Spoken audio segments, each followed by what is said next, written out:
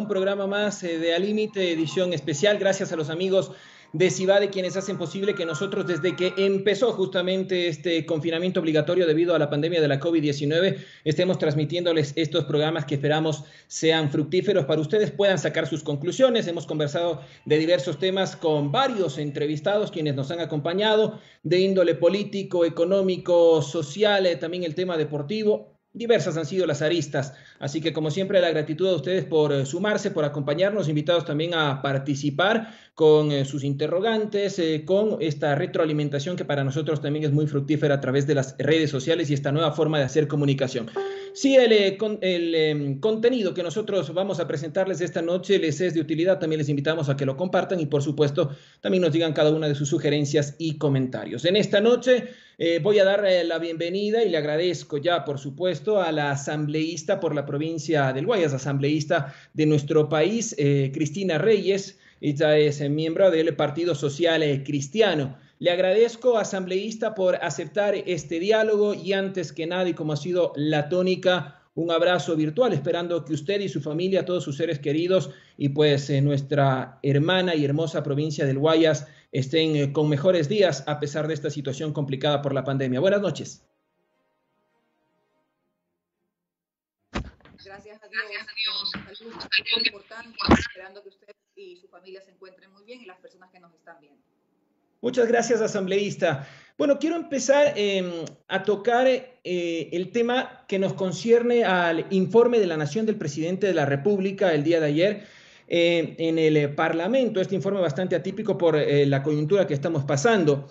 Usted, antes de este informe, en una entrevista en Telerama, había dicho que el gobierno está llevando al país al abismo y que tiene una banda delincuencial de ministros y funcionarios sacando los recursos públicos. Esto usted le dijo en Telerama unos días antes del informe a la Nación. Quiero saber, asambleísta, si es que después de haber escuchado el informe del presidente Moreno mantiene este criterio, en algo le cambió quizás esta visión sobre el gobierno y sus representantes. Me ratifico en ello, y no solamente por el nulo modelo y programa económico y social que este gobierno no implementó a lo largo de estos 3 años. Siempre, y obviamente había un legado nefasto que había que criticar, pero había que rectificar, no continuar en lo mismo. Previo a esta pandemia, que evidentemente fue disruptiva, un escenario inédito, muy doloroso para los ecuatorianos, ya teníamos 5 millones de ecuatorianos quienes integran la población económicamente activa en el desempleo o en el subempleo. Un crecimiento mínimo del país, poca inversión extranjera y una corrupción galopante que se ha ido desenmascarando con el transcurso del tiempo y que realmente causa, pero no solo vergüenza, sino indignación saber que incluso en la emergencia, en el mayor momento de mortandad del coronavirus en la ciudad de Guayaquil, se encontraban robando con toda esta pandemia de ministros incrustados en el sector público. Eso realmente yo me ratifico en ello. El informe a la Nación, una especie de retórica hueca a la que siempre nos ha llevado el presidente Moreno y su banda de ministros, y por otro lado también, yo diría, cifras inexactas, una burla al país. Hasta estamos viviendo una situación muy dolorosa, en la que incluso han osado tocar los recursos de la educación superior, prometieron estabilidad a los servidores del sector de la salud y no hay más que despidos y malas noticias en un área en donde le han dado la cara al país en los momentos más dolorosos y difíciles. Quizá el mal menor sea que este gobierno concluya su periodo. Estoy diciéndolo desde, obviamente, un afán democrático, pero al escenario que están llevando al país es catastrófico. Asambleísta, usted ha manifestado cifras inexactas, sin embargo, quisiera saber si me puede aclarar a cuáles se refiere, porque el presidente de la República, por ejemplo, en materia de salud, dijo que han invertido 10.000 millones y que 760 millones adicionales se han destinado por la pandemia. Y en torno a la corrupción también daba una cifra. Decía que se han presentado 1.500 denuncias a la Fiscalía por corrupción del gobierno anterior. Y también, aunque no daba las cifras exactas, pero dijo que se están investigando y que se han presentado las respectivas denuncias de ciertos funcionarios que podrían haber incurrido también en corrupción, hablando de este gobierno. Asimismo, como las 300.000 casas populares de vivienda popular que prometió, o el 1.000.000 de empleos que prometió implementar a lo largo de sus 4 años de gobierno. Todo es mentira. Todo es mentira. Mire usted que como yo lo decía, en el mayor momento de mortandad del coronavirus en el país, habían 344 millones que el ministro Martínez cree que nos vamos a olvidar, pero es un acto criminal, a pesar de que prendan toda esa banda de troll centers a insultarnos. Pero hay que decir la verdad, prefirieron pagar a los tenedores de la deuda externa en vez de invertir eso en la compra de equipos de bioseguridad, en vez del testeo masivo, que también mienten, dijeron que venían 2 millones de pruebas, con las justas creo que han llegado, y esto es 70.000, si es acaso suficiente, cuando debían haber hecho un testeo masivo conjuntamente con los cercos epidemiológicos, con el seguimiento y separación de la población que había sido infectada y quien no del coronavirus. En fin, no hicieron absolutamente nada. Nadie dice que hayan estado preparados, porque probablemente ningún país del mundo lo estuvo, pero sí la capacidad de reacción, la honestidad, la implementación de los protocolos que se hace en estos casos marcaba la diferencia entre la vida y la muerte. Incluso economistas que han hecho seguimiento a los balances del Banco Central indican que no se pagó 340 millones, sino serían 1.290 millones entre los desembolsos acreedores bilaterales, probablemente la China, porque esa información todavía no me la entrega el ministro de Economía y Finanzas, pero todas las acciones fueron absolutamente tarde. Los esfuerzos fueron por parte de la ciudadanía, la empresa privada, los municipios que tuvieron que replantear sus recursos para atender la pandemia y algunas políticas alimentarias. La situación es muy grave, es calamitosa y todavía no hemos salido de ella. Y sin embargo el gobierno a lo que se ha dedicado es continuar con los recortes y con la corrupción, que el presidente ha demostrado nepotismo, verborrea, una retórica hueca, y la corrupción sigue incrustada en su gobierno y eso se tiene que acabar. Asambleísta, el presidente, cuando se refería también al legislativo, y ahí quiero saber, por supuesto, su criterio, hablaba de una pirotecnia política al momento de fiscalizar a los ministros. ¿Qué le parece este calificativo? Vea, dice muchas cosas. El presidente bien dice que él que era motivador y cobraba $10.000 por cada una de esas charlas que salían también de presupuesto público. Que no se confunda. El Parlamento ecuatoriano, a pesar de las críticas, y que comprendo que las haya porque también ha existido comportamientos inadecuados por parte de algunos asambleístas, tenemos la obligación de fiscalizar los actos de gobierno, tenemos la obligación de solicitar la información a los ministros de Estado, tenemos la obligación de denunciar, y en mi caso lo he hecho, oficiando a la ministra, a la fiscal general de la Nación, quien lideró muchos de los operativos de los actos de corrupción en los hospitales. Pero previo a esto, Eduardo, hay que preguntar si hay asambleístas o mafias políticas que han recibido hospitales como un botín político. Habrá que preguntarle a la señora Romo, que también es responsable de la Secretaría de la Política y anda siempre fisgoneando en los actos de la Asamblea, a cambio de qué dio esos hospitales, o es que esos hospitales se repartieron solitos. Es una corrupción bárbara. Creo que dijeron que iban a cambiar y siempre señalaban los actos de corrupción del gobierno anterior, pero ¿qué ha cambiado? ¿Qué ha cambiado en este momento? Ha cambiado que en el momento de mayor dolor y en el momento de mayor desesperación, incertidumbre y de peligro que ha vivido nuestra patria, se dedicaron a robar cuando esos dineros debían invertirse en la compra de equipos de bioseguridad, medicinas y, por supuesto, de las pruebas para el testeo masivo. Asambleísta, ¿y quiénes cree usted o tiene información quizás que le pueda corroborar quiénes están detrás de estos actos de corrupción? Usted ya mencionaba lo que está sucediendo en los hospitales. Esta es una información que tiene que ser verificada y contrastada por la Fiscalía General de la Nación, pero obviamente usted habrá leído, hay informes periodísticos que ya señalan a algunos legisladores. Esto tiene que ser corroborado por la Fiscalía General de la Nación, pero estas leyendas urbanas terminan siendo secretos a voces y al final del día terminan en lo que hemos visto a lo largo de estos años, que se entregan mascarillas a una empresa de ceviches, empresas fantasmas, a $12 millones, y por unidad pagando más de $12, cuando en el precio del mercado no van $2.50, y esto es las N95, por supuesto, las fundas de los cadáveres, en fin, de medicinas, no hay inventariado. Justamente un grupo de parlamentarios, si algo debemos dejar antes de terminar este periodo legislativo son reformas a la ley de contratación pública, y esto también es parte de la voluntad política que tenga el gobierno para que haya mayor transparencia en los sistemas de contratación pública, así como lo hay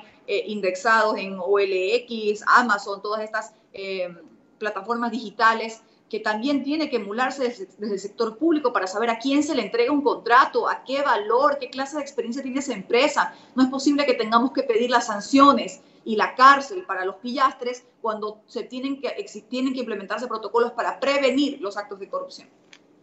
El asambleísta Mendoza ha sido reiterativamente objeto en redes sociales, sobre todo de relacionárselo con lo que está sucediendo en su provincia, en Manabí. De hecho, un asesor, como es de conocimiento público, está también siendo investigado, ha sido detenido. ¿Qué le parece a usted que un miembro del equipo del asambleísta Mendoza esté involucrado en estos actos?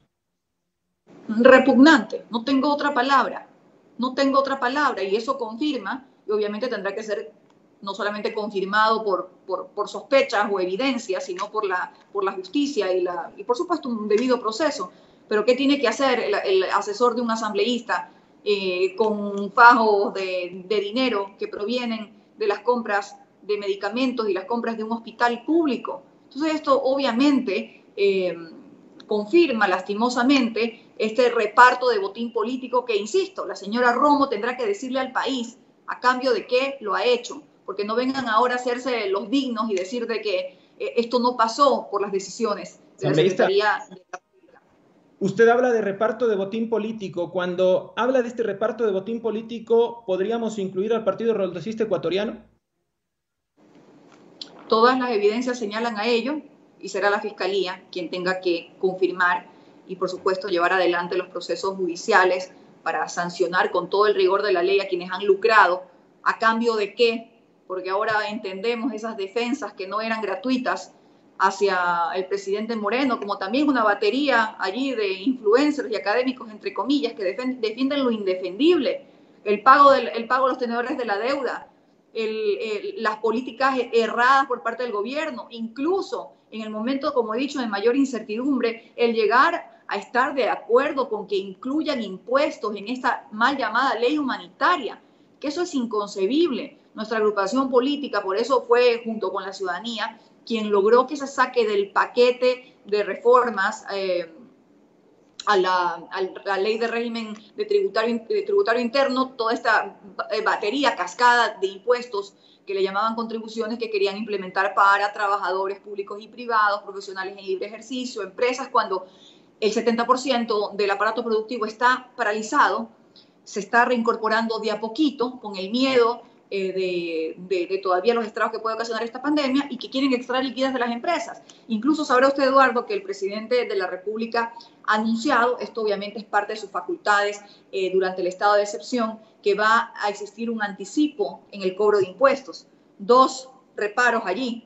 ¿Quién garantiza que las empresas o algunas personas en libre ejercicio van a tener los mismos ingresos durante el próximo año, durante este año? Entonces, le tocará, si el presidente implementa esta acción vía decreto, le tocará en algunos casos o devolver el excedente o devolverlo todo, si es que una persona ha trabajado a pérdida y tiene que encima anticipar impuestos por esta medida que pretende tomar el gobierno nacional.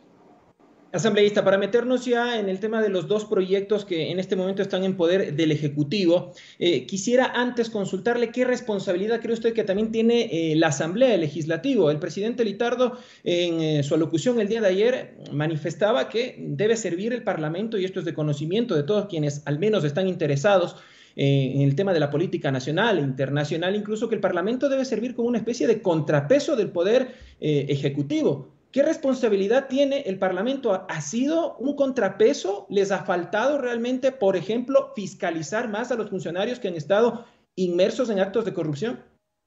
Sí, los elementos que usted cita son implícitos a la actividad parlamentaria. Aquí ha existido una confusión conceptual desde hace muchos años. ¿Quién no se acuerda de la Asamblea de los Borregos de la época de Correa, donde era prácticamente una secretaría de alzamanos en los que estaban como alfombra del anterior presidente? No había ningún contrapeso, no se llevó adelante ningún juicio político, no se hizo absolutamente nada. pensábamos, y bueno, hubo algún cambio a lo largo de estos años porque aquí sí ha existido juicios políticos, existió censura, han habido también otros casos en los que blindaron a algunos funcionarios, pero lo que usted menciona es cierto, los parlamentarios no tienen que ponerse como alfombra de ningún gobierno, tienen que tener espíritu crítico. Por más que mucha gente critique las actuaciones, y las comprendo, del Parlamento Nacional, es un espacio de deliberación en la que uno tiene que ponerse la camiseta de los ciudadanos, sufrir sus penas, saber lo que les está pasando. Hemos pasado por una pandemia, se han muerto miles de personas, no estuvimos preparados, no hubo los recursos, los que habían se los robaron, no implementaron los temas de bioseguridad y encima ahora pretenden implementar más impuestos.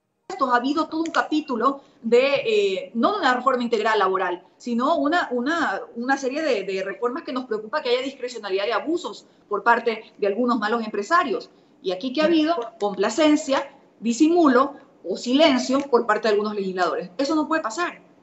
Y por los criterios que usted acaba de esgrimir, la gente clama justicia, la gente pide justicia. Y yo le preguntaba el tema de los juicios políticos, pero quisiera saber cuántos de estos juicios políticos que se han presentado ante la Comisión de Fiscalización han tenido un término en donde, o un final en donde podamos conocer ya resultados efectivos, que la ciudadanía dice, bueno, se presentó el juicio político, pero acá se encontró a los responsables. Únicamente creo que no basta con presentar el juicio político y que después se quede ahí. Bueno, ahora mismo no tengo la cifra exacta, pero por supuesto que todos recordamos en su momento cómo se blindó al ex vicepresidente de la República de los juicios políticos, aduciendo una serie de cuestiones de formalidades. Al final ha sido castigado por la justicia, tanto por el enriquecimiento ilícito, o mejor dicho, por asociación ilícita, como también por el juicio de sobornos. Sí recuerda usted que hubo un juicio al ex fiscal Vaca Mancheno en donde se lo destituyó, se lo censuró y se lo destituyó, Carlos Polit, en fin. También hubo hubo protección hacia algunos funcionarios abusivos como María Fernanda Espinosa, que era la engreída del presidente y se le pagó millonarias sumas para vivir en Nueva York y básicamente para defender temas ideológicos y no intereses del país. Hoy debo decir que nuestra agrupación política va a presentar en los próximos días un juicio político contra el ministro Martínez, porque consideramos que no solamente ha obrado en función de la defensa de intereses de banqueros, de tenedores de deuda o de qué clase de intereses corporativos, sino que, y esto me responsabilizo por estas declaraciones, ha sido un acto criminal el pago de esos recursos que debieron invertirse en la emergencia, en la compra de los equipos de bioseguridad y de las pruebas de testeo masivo, y no lo hizo. Además, también por el recorte del presupuesto a las universidades del sector de educación, a las universidades públicas, que ya una sentencia o una resolución de la Corte ha pedido que se cumpla con estos presupuestos, porque hoy más que nunca tenemos que invertir en un área estratégica como es la educación, en la ciencia, en la tecnología, en la innovación, y no postrar los sueños de miles de jóvenes que han encontrado en esta gente un espacio para hacer recortes. Eso es inaceptable. ¿Usted tiene la confianza de que van a tener los votos? Uno nunca sabe en política qué clase de contubernios o incluso de entuertos puede encontrar, pero que sepa el país que nosotros estaremos en función de sancionar y sacar a un personaje que, insisto, defiende los intereses de ciertos grupos económicos y no la tutela de derechos, que es lo que le correspondería a cualquier ministro de Estado. Ya en torno a los proyectos de ley que tiene el Ejecutivo, usted también en una entrevista pasada manifestaba que no apoyaba por el tema laboral, sobre todo el proyecto de ley humanitaria, así denominada. ¿Se trata de un proyecto de ley que de consolidarse se referiría a una precarización o una flexibilización laboral que iría en desmedro de los trabajadores? A ver, vamos por partes. Siempre estuvimos de acuerdo de que haya una dinamización en el mercado laboral, la incorporación de nuevas modalidades contractuales. Hemos tenido propuestas, hemos hecho particularmente propuestas en función de incluir para nuevas contrataciones, para los nuevos emprendimientos, para las nuevas actividades, ampliación de actividades de empresas, sobre todo la gente joven, y pensando que hay 5 millones de ecuatorianos que están en el desempleo y subempleo, estas nuevas modalidades, como cuáles: teletrabajo, el contrato a plazo fijo, incluso aunque está prohibido constitucionalmente, pues esto podría obedecer a una tarea ideológica, porque yo considero que el trabajo por horas, mientras se respete la proporcionalidad del salario básico unificado, las cargas sociales y los aportes al seguro social en nuevos emprendimientos y con nuevas contrataciones, ¿cuál podría ser el problema? Muchos estudiantes, incluso como en otros lugares del mundo, podrían beneficiarse de aquello. Pero, y yo entiendo, ojo, no es que soy irracional y no comprendo que hay muchas empresas que están pasando dificultades, pero incluso la legislación actual permitió que se den muchos abusos. He estado en mucho contacto con el ministro de Trabajo en función de que se hagan las inspecciones. Hubo muchos despidos de empresas que no cerraron sus giros de negocio o no concluyeron sus actividades y despidieron a la gente no como despido intempestivo, sino aplicando ese artículo de fuerza mayor y pagando pues sumas mínimas a trabajadores de larga data. Entonces, ahora lo que nos preocupa, y por eso votamos en contra, porque esto no es una reforma laboral que obedezca a un diálogo social o que incluya modalidades contractuales que nazcan de esta necesidad, sino realmente nos preocupa que hayan abusos a propósito de la pandemia, esta situación compleja que vive el país, y es así que se podría... hay un contrato especial emergente por más de 2 años que podría ser renovado por una sola vez. La reducción de la jornada de trabajo evidentemente va a tener una afectación a las familias ecuatorianas, disminuyendo su capacidad de pago, de consumo, al disminuir los ingresos de su familia. Es decir, aquí creo que esto no obedeció realmente a un diálogo social y productivo, sino que este es un articulado que nos preocupa pueda generar abusos y discrecionalidad. Y es por eso que nosotros no votamos a favor de este proyecto de ley. ¿Es constitucional o es inconstitucional a su criterio como jurista? Todo lo que sea regresivo en derechos es inconstitucional. Evidentemente podría generarse demandas de inconstitucionalidad al respecto. Ojo, evidentemente hay una situación de dificultad, pero aquí lo que molesta de alguna forma es la imposición. Yo comprendo también que durante el periodo de emergencia algunos trabajadores en ese diálogo fluido que debe existir de sus empleadores, mostrando obviamente que las ventas se paralizaron, hablando de temporalidad de la medida, estableciendo de que iba a haber una recuperación de la jornada laboral, podían llegar a ciertos entendimientos, pero aquí es preocupante que hayan ciertas imposiciones en las que básicamente no le den opción a un trabajador, en la que no se haga distinción entre las grandes, medianas o pequeñas empresas, porque obviamente hay circunstancias diferentes entre un pequeñísimo negocio y probablemente un negocio muy grande que no ha sido afectado durante la pandemia. Entonces, todo esto, por supuesto, al no tener distinciones y al ser aplicado, mejor dicho, sin un diálogo social, es seriamente preocupante. En el tema de finanzas, asambleísta, la Asociación de Bancos del Ecuador publicaba los números del 2019, utilidades por 600 millones y 60 millones más que el 2018. La banca privada, ¿qué papel está cumpliendo en medio de esta emergencia sanitaria? Usted ya hablaba también de que una de las razones para el juicio político en contra del ministro Martínez sería porque estaría favoreciendo, como usted lo dijo, a determinados banqueros.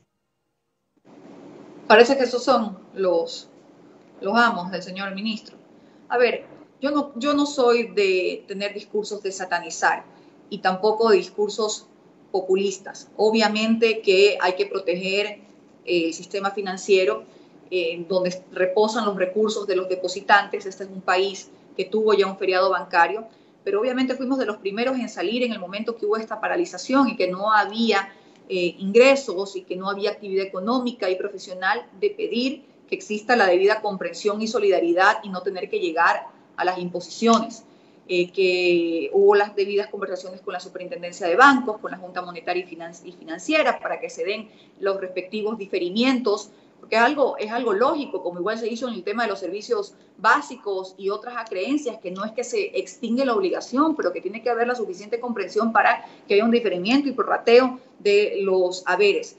Este proyecto de ley, por ejemplo, sí, habla de que sí la banca, y aquí el gobierno puede cumplir un papel interesante, es parte de las propuestas que tenemos, porque, por ejemplo, creando un fondo de garantía o facilitando la posibilidad de emitir títulos de crédito, que bien pueden ser comprados por la banca, es una fuente de liquidez para el gobierno para atender la emergencia y pueden ser negociados internacionalmente. Allí hay una garantía que puede permitir ingresos para el Estado, o también, obviamente, la emisión de créditos productivos. Veamos de qué forma lo hacen. Hablan de créditos preferenciales por parte de la banca pública, y la banca privada también tendrá que generarlo aquello, pero todo obviamente tiene que obedecer a un estudio técnico en función de que haya la debida reactivación económica de los pequeños y medianos negocios del país. Usted la semana pasada, y perdón que sea tan reiterativo, pero he estado viendo sus entrevistas obviamente para poderlo cotejar con los temas que estamos tratando, manifestó también que coincidía con la apreciación del abogado Jaime Nebot de menos Estado, más crecimiento. Y aquí quiero atar esto con uno de los decretos del presidente de la República, en donde se eliminan 8 empresas públicas y la supresión de 2 entidades estatales. ¿Qué le parece? Siempre va a ser doloroso, siempre. Por supuesto, la desvinculación de personas que cumplían una función con eficiencia y que en estos momentos van a pasar a la calle. Yo con esto no quiero decir que obviamente el Estado ecuatoriano debe pasar por un proceso de racionalización, que una auditoría determine exactamente cuál es el tamaño del Estado. Obviamente que pensamos que es un Estado que está abultado, que está obeso, que ha sido llenado por cuotas políticas. En el servicio público tiene que estar las personas más eficientes y las personas necesarias. Y obviamente siempre fortaleciendo 3 sectores que son estratégicos para el desarrollo de cualquier país, y más de un país como el nuestro. Me refiero al área de educación, de salud y de seguridad ciudadana. Aquí también salta a la luz el despilfarro, la corrupción de ciertas empresas. Apena muchísimo ver cómo TAME, que se podría haber convertido en la aerolínea emblema del país, ha estado y sufren las consecuencias. Operadores, administrativos, azafatas, pilotos, que han cumplido siempre con su trabajo a plenitud y con eficiencia, que no les pagan sus sueldos desde hace 3 meses y que por grandes aparatos burocráticos, por 35 gerencias y por una serie de artimañas durante años han llevado a esta empresa a la quiebra. Entonces hay que analizar caso por caso, siempre va a ser doloroso, pero cierto es que también a lo mejor existieron y existen todavía instituciones públicas que no cumplen con ese fin social de servir a los ciudadanos. Por ejemplo, sí me parece prudente en este momento en que se cierren algunos consulados o algunas embajadas que no le reportan al país beneficios en cuanto a la promoción de nuestros productos, acuerdos comerciales, donde no haya comunidades migrantes a defenderse. Y eso también es parte de las cuotas políticas y eso también es parte del despilfarro que implementó el anterior gobierno y que lo ha continuado este, así también como el nepotismo, que resulta tremendo que hayan colocado a sus suegras, que hayan colocado a las madres, que hayan colocado a los maridos en cargos que no representan a las personas que han hecho carrera diplomática y que se han formado para esas funciones. ¿Qué va a pasar ahora con estos funcionarios públicos que van a quedarse sin empleo? ¿Cuál cree que va a ser la causa? Ya la tenemos, y ahora el efecto en la economía, en la realidad socioeconómica de estos trabajadores y de estas familias que se van a quedar sin empleo. Organismos como la CEPAL han manifestado sus criterios de que en estos momentos, en plena emergencia sanitaria, no es recomendable tomar este tipo de medidas. Bueno, es que no solamente estamos hablando de estos funcionarios públicos, algunos que pertenecieron a una oleada de instituciones que fueron manejadas con corrupción y a lo mejor otras que no tenían necesidad de haber existido nunca, sino que también el ministro de Trabajo nos informa que cerca de 150.000 personas perdieron su trabajo producto de la pandemia y pasan a engrosar las filas de los 5 millones de ecuatorianos que ya se encontraban antes de la pandemia en el desempleo o en el subempleo. Obviamente tenemos que apuntalar a que el país vaya por la senda del crecimiento, a generar empleo productivo, pero evidentemente con esta clase de desincentivos por parte del Estado, la creación de más impuestos, incertidumbre, corrupción, eso más bien ahuyenta la creación y generación de empleo.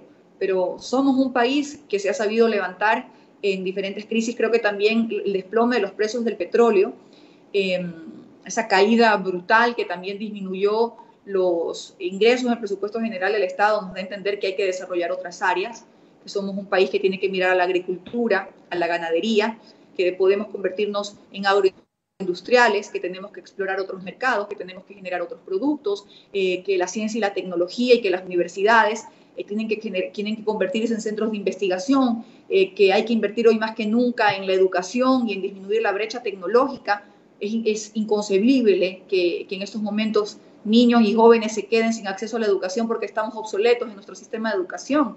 Hay que invertir en aquello porque hay que pensar en el futuro. Muchos pueblos, obviamente, en economía de guerra se han levantado, pero para eso hay que tener medidas de reactivación, créditos productivos. Eso es una obligación por parte del gobierno nacional, y cortar de raíz la corrupción galopante, que lo único que está haciendo es asfixiar al país.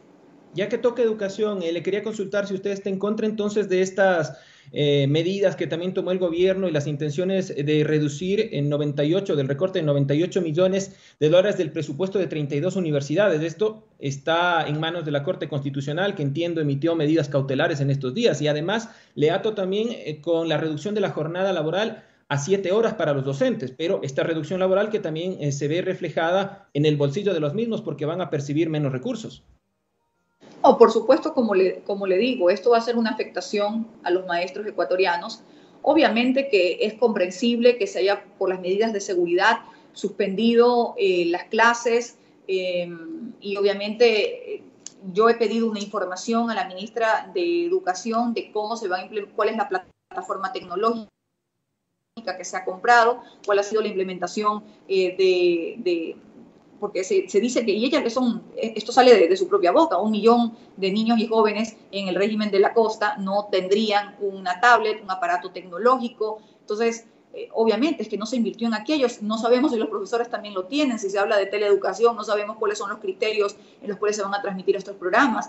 En fin, hemos solicitado y requerido la información necesaria porque estamos hablando de la educación de nuestros jóvenes. Por supuesto que va a haber una afectación en cuanto a los ingresos de los profesores, y también queremos saber de qué forma han sido capacitados para dar estas nuevas clases virtuales, una modalidad que por supuesto es nueva. Tuvimos un comunicado público en el cual rechazamos tajantemente los recortes que se ha querido hacer, que se ha pretendido hacer, que Martínez ha pretendido hacer a la educación pública. Esto no quiere decir que haya un seguimiento ojo, del presupuesto general del Estado aprobado por la Asamblea Nacional. Esto no quiere decir que no debe existir un monitoreo hacia la calidad del gasto, hacia cuáles son los programas de investigación que se están haciendo, hacia la inversión en el personal docente, infraestructura, personal administrativo necesario en los estudiantes y demás. La calidad del gasto tiene siempre que hacerse un seguimiento. Pero aquí lo que están queriendo es recortar recursos que ya han sido previamente aprobados, y es por eso que la Corte Constitucional ha dado una resolución favorable a las universidades cofinanciadas que presentaron esa acción de incumplimiento. Para ingresar en la recta final, con algunos temitas que todavía me quedan, asambleísta, el nuevo sistema de precios del combustible. El gobierno anunció que la gasolina extra bajará de 1.85 a 1.75, diésel de 1.03 a $1, y que se establecerá un sistema de bandas que impida que los precios se disparen cuando suba el precio del crudo. ¿Qué le parece esto? ¿No cree que quizás hubiera sido mejor focalizar el tema de los combustibles y que paguen más quienes tengan los recursos económicos para hacerlo, y quienes no los tengan puedan todavía tener acceso a estos subsidios? Bueno, desde hace algunos meses somos los ecuatorianos los que hemos estado subsidiando al gobierno frente al desplome de los precios del petróleo y evidentemente de los combustibles. Sin embargo, lo hemos dicho durante mucho tiempo, y el estallido social que se dio en octubre del año pasado justamente fue por la torpeza del gobierno de emitir una medida radical en la que eliminaron de un plumazo los precios el subsidio de los combustibles, sin implementar la focalización a la que siempre hemos estado de acuerdo. Por supuesto, los precios del petróleo se van a normalizar con el transcurso del tiempo, y evidentemente nadie está de acuerdo con que se subsidie al contrabando, a los narcotraficantes o a las personas pudientes, sino que haya una correspondiente focalización en las áreas de transporte público, de pesca artesanal y de agricultura. Dijeron que lo iban a hacer en 7 días, y han pasado ya 7 meses y no lo han hecho. Y es hora de que lo hagan, porque allí también va a haber un ahorro significativo en el presupuesto general del Estado, pero sí se va a dar la ayuda necesaria a sectores que necesitan, por supuesto, de estas ayudas estatales para poder desarrollarse. El tema del nepotismo que ha surgido también en los últimos días en las redes sociales y en los medios de comunicación, se ha hablado mucho e incluso el presidente de la República se refirió al caso de su hija Irina Morena, consejera de la representación permanente del Ecuador ante la ONU. El presidente, entre otros de sus argumentos, dijo que el embajador Luis Gallegos le pidió que se quede hasta septiembre y él dijo, yo no he nombrado a ningún familiar en ningún cargo público. ¿Usted le cree? ¿Está de acuerdo? ¿Esto es algo normal? ¿Es algo que va en contra de la ética? ¿Cómo lo ve? No es normal, por supuesto que no es normal y no es ético que el presidente de la República ponga en cargos que pueden muy bien ser ocupados por tantos jóvenes, por tantas personas que han estudiado la carrera de relaciones internacionales, de diplomacia, que se han formado. Eso contradice las buenas intenciones que el propio canciller ha evidenciado a lo largo de este tiempo de reabrir la escuela diplomática. En fin, intentan justificarse, enredándose entre ellos de que yo no desmerezco la capacidad que puede tener la hija del presidente, pero no es ético que coloque en esos cargos a su hija. O sea, que lo entienda de esa forma y así ha estado durante 3 años. Entonces, ahora se pone a defender su honor, de su familia, como he dicho, una banda de troles, recursos públicos que también están siendo despilfarrados en defensa de lo indefendible. Existe una cuota política en el servicio exterior, por supuesto, de personas que de gran confianza el presidente de la República puede colocar, sobre todo en embajadas como la de Estados Unidos, España, Italia, Perú, Colombia, que son nuestros países vecinos.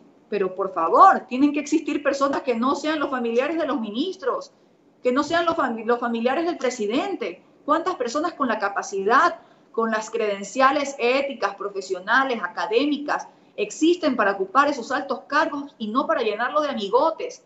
Eso es algo que también hay que aprender porque es parte de la decencia, es parte de la ética en el sector público.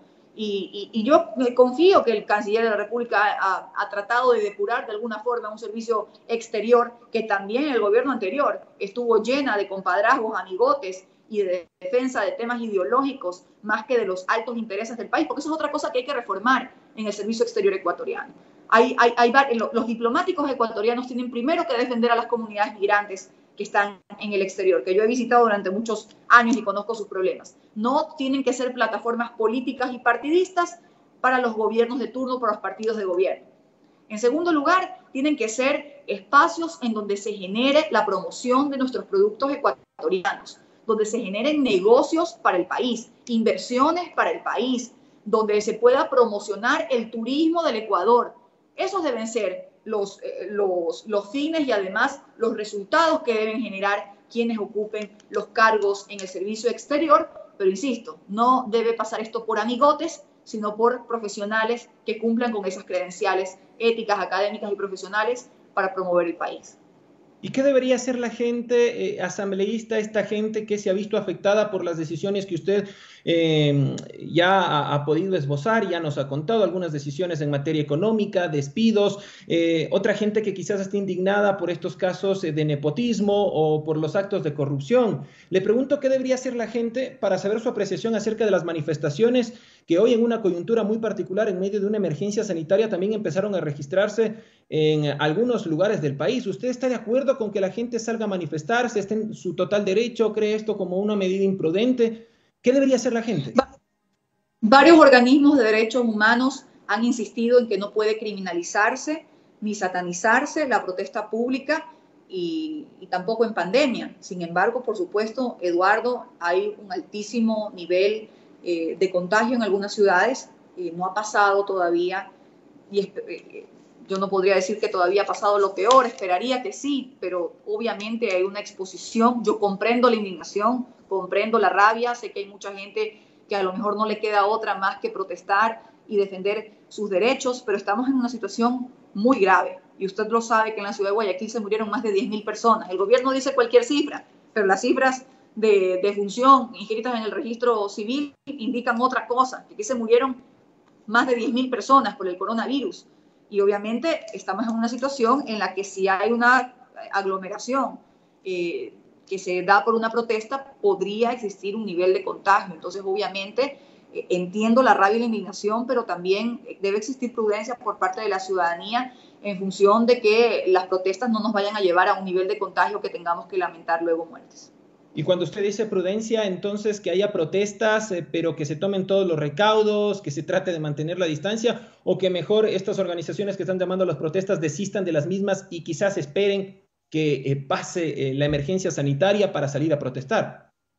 Como le digo, nadie puede decirle a una persona que no salga, a pesar que estamos en estado de excepción y usted sabe que también está de alguna manera suspendido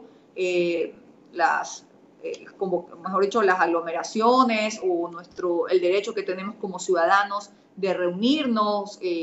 Como digo, hay grupos que dicen no se debe criminalizar, y creo que no se debe criminalizar, por supuesto, el derecho de los ciudadanos a la movilización y la protesta, pero estamos en una situación en la que todavía no hemos salido del peligro. Eso yo quiero recalcarlo y dejarlo muy en claro, diciendo que entiendo la indignación, pero que esta ha sido una situación a nivel mundial en la que queda claro que los estragos son muy graves, las consecuencias son muy graves.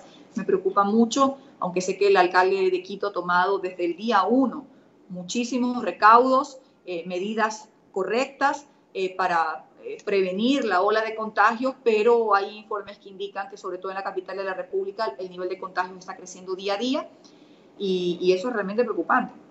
¿Y no cree que puede ser tal vez una estrategia del gobierno aprovechar el momento de la emergencia sanitaria, del estado de excepción, para poner en marcha lo que muchos llaman como la doctrina del shock? Es decir, aplicar que en un momento de crisis en donde hay muchas restricciones y en donde la gente está preocupada de su salud por la pandemia de la COVID que estamos viviendo y donde no puede salir quizás a protestar libremente, se implantan estas medidas que van en contra de sus intereses.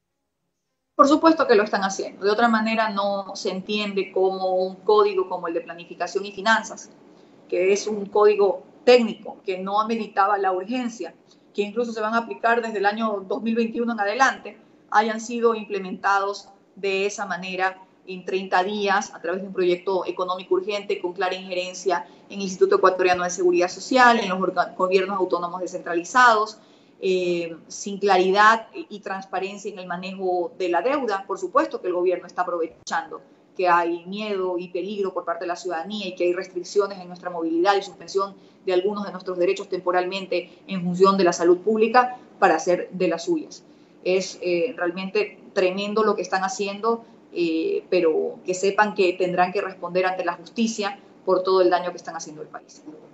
Asambleísta, las dos preguntas finales. Es un año electoral y ha transcurrido ya mitad del año, casi no nos hemos dado cuenta por todas estas circunstancias que estamos viviendo. Estamos ya próximos a junio. Desde el Partido Social Cristiano se tiene definido ya si el abogado Jaime Nebot va a terciar en las elecciones del 2021. Si esto todavía no está definido, ¿cuándo se lo sabrá? Y aprovecho también ahí para consultarle cuál va a ser su futuro político. Bueno, esta será una decisión que la hará conocer muy pronto. El abogado Nebot, así como también, y me incluyo también en ese grupo, hemos dedicado nuestros esfuerzos a lo largo de estos meses en salvar vidas. En el caso de él, en traer pues decenas de miles de kits de medicinas, de hidroclorixina y de los tratamientos para las personas que padecieron del coronavirus, insumos médicos, respiradores, en fin, implementación de hospitales, es lo que se ha dedicado, y en mi caso también a la compra y pues la entrega en varios sectores de la ciudad de Guayaquil y otras ciudades de pues miles de kits de alimentos. Así que creo que eso es lo que hay que hacer en este momento desde nuestros espacios, poquito, mucho, medianamente lo que tenemos que hacer, y ya habrá momento para discutir cuáles van a ser, porque por supuesto tendremos candidato a la presidencia de la República. Eso será un tema a conversar en los próximos meses. Ahorita concentrémonos en salvar vidas y también por supuesto en hacer exigencias al gobierno de rectificación de las pésimas medidas implementadas a lo largo de estos meses. Entiendo que este rato lo prioritario es salvar vidas, como usted decía, pero reitero, estamos también en un año electoral, los meses siguen pasando. ¿Cristina Reyes podría ser una alternativa dentro del Partido Social Cristiano para la presidencia de la República? Como se lo digo, Eduardo, cualquier decisión que tome el partido, que por supuesto será importante y que por supuesto tendremos un plan de gobierno acorde a los conceptos y a las banderas que defendemos de libertad, de economía social de mercado, defensa de los derechos de los trabajadores, un seguro social moderno y realmente efectivo para las prestaciones de salud y jubilares, lo daremos a conocer en su momento. Y por supuesto que iremos con fuerza a defender estos conceptos y estas causas. ¿Podría entrar dentro de estos conceptos y de estas causas el vicepresidente de la República, Otto Sonnenholzner? Fuimos muy enfáticos en decir que sea el abogado Nebot, esperemos que así sea, la carta presidencial, pero si no lo fuera, el candidato o la candidata a la presidencia de la República va a salir exclusivamente de nuestras filas. Asambleísta, en la parte final y agradeciéndole por su tiempo, ¿qué mensaje le daría a la gente, sobre todo a esa gente que se está quedando sin empleo, que en los próximos días va a ser notificada? Quisiera que, de acuerdo a su expertise, a su experiencia, a su amor por el país, le dé una alternativa. ¿Qué le diría en estos momentos complicados en donde, además de lidiar con la pandemia, tiene que lidiar también con su bolsillo, porque se está quedando sin dinero, porque le está pidiendo respuestas al gobierno y pues en muchos casos quizás estas no están llegando? Quizá las palabras de ánimo puedan ser muy pequeñas en momentos tan duros, sobre todo de personas que han perdido a sus seres queridos. A veces parecía esto, Eduardo, y por eso pedirles que se cuiden muchísimo en otras ciudades del país, parecía como que estábamos viviendo una película de terror.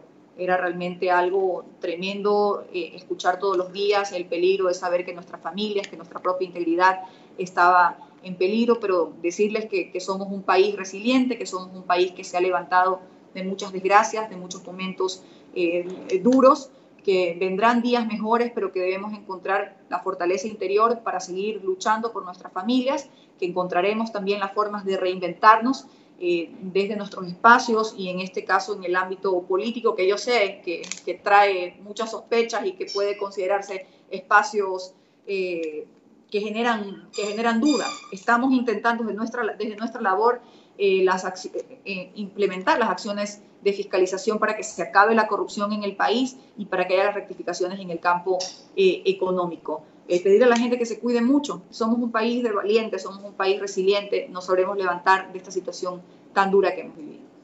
Muchas gracias, asambleísta. Le envío un abrazo fuerte a la distancia y los mejores deseos, no solo para la provincia del Guayas, sino para el país, sobre todo para su familia. Entiendo usted también viene de padres que han sido médicos y que han estado ahí en la batalla de la salud. Así que le mando un abrazo. Muchas gracias. Gracias, Eduardo. Un abrazo, cuídese mucho. Muy bien, muchas gracias. Ha sido la asambleísta por la provincia del Guayas, Cristina Reyes, miembro del Partido Social Cristiano, con quien hemos abordado diversos temas de la política, de la coyuntura que nos está en estos momentos llevando a discutir diversas aristas después de las decisiones del presidente de la República. Agradecerles a ustedes, amigos y amigas televidentes, y un especial agradecimiento a los amigos de CIVADE, la producción técnica, todo el equipo humano liderado por David Chamba, que siempre hacen posible que nosotros podamos llevarles a ustedes cada uno de nuestros programas. Pedirles las disculpas del caso. El día sábado no pudimos establecer el contacto con el prefecto de la SUAY, el señor Yacu Pérez, debido a que tuvo él problemas técnicos con la conexión. Vamos a tratar de concretar esta entrevista en los próximos días y si no, también de ofrecerles contenido que sea productivo para que en medio de esta situación complicada, pero no imposible, ustedes puedan también tener piezas comunicacionales que sean beneficiosas. Reitero el agradecimiento para CIVADE. Si ustedes quieren comunicarse con ellos, les vamos a dejar también cada uno de los contactos, a ver si David nos puede ayudar, por supuesto, con también el tema de la claquetita de CIVADE, producción de calidad. Ahí está David Chamba y un equipo técnico, humano, espectacular, para que ustedes, además ahora que la comunicación digital demanda, no solo de quienes hacemos periodismo, de quienes estamos inmersos en la comunicación, sino de quienes quieren potenciar sus negocios y ahora quieren hacerle frente a esta nueva normalidad, a esta nueva realidad, pues empiecen a producir contenidos diferentes. Acá, un espacio en donde tratamos de ser siempre plurales, ecuánimes, invitando a todos los sectores que intervienen en las decisiones políticas, económicas, sociales y también, por supuesto, dándole voz a ustedes, amigos y amigas que nos sintonizan y que nos acompañan en nuestras plataformas de redes sociales. Que tengan ustedes muy buena noche, como ha sido la tónica de todo este tiempo. Un abrazo virtual lleno de buena vibra, de energías y, por supuesto, de mucha solidaridad. Ha sido un placer. Será hasta la próxima. Chao.